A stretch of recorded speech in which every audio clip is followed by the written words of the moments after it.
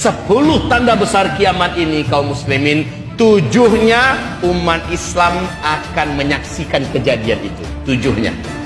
1, 2, 3, 4, 5, 6, 7 umat Islam masih hidup dan masih sempat menyaksikannya. 8, 9, 10 hanya orang-orang kafir saja yang masih tersisa hidup di bumi ini yang akan mengalami, yang akan menyaksikan, dan kiamat itu terjadi pada mereka. Allah di tanda besar kiamat yang ke-7 akan wafatkan serentak umat Islam di muka bumi ini.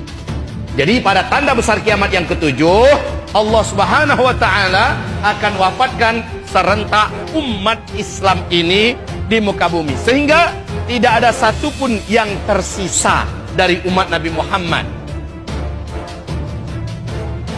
Nah, Nabi Muhammad sallallahu alaihi wasallam mengatakan sejak beliau diutus, ya, dalam usia beliau 40 tahun, sejak beliau diutus sampai umatnya di muka bumi serentak Allah wafatkan, umat Islam ini wajib menjalani 5 fase terlebih dahulu. 5 fase sejarah.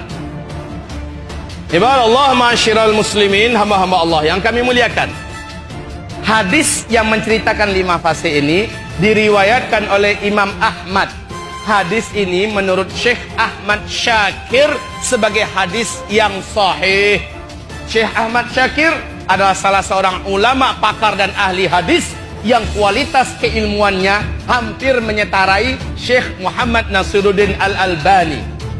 Menurut Syekh Albani hadis ini hasan. Menurut Syekh Ahmad Syakir hadis ini adalah sahih. Taib. 5 fase.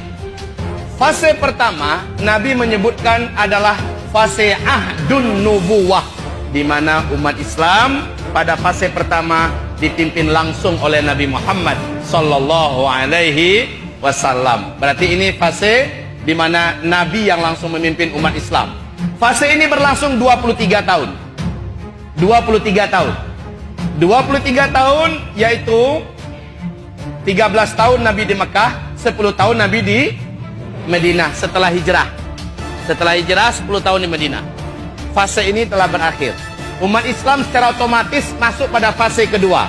Fase kedua yaitu umat Islam dipimpin oleh para khulafaur rasyidin. Khulafaur rasyidin al-mahdiyyin.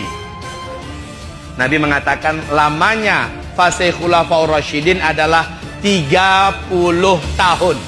Ya. Jadi yang memimpin umat Islam di sini adalah khilafah, ya, khilafah Islamiyah dengan konsep kenabian.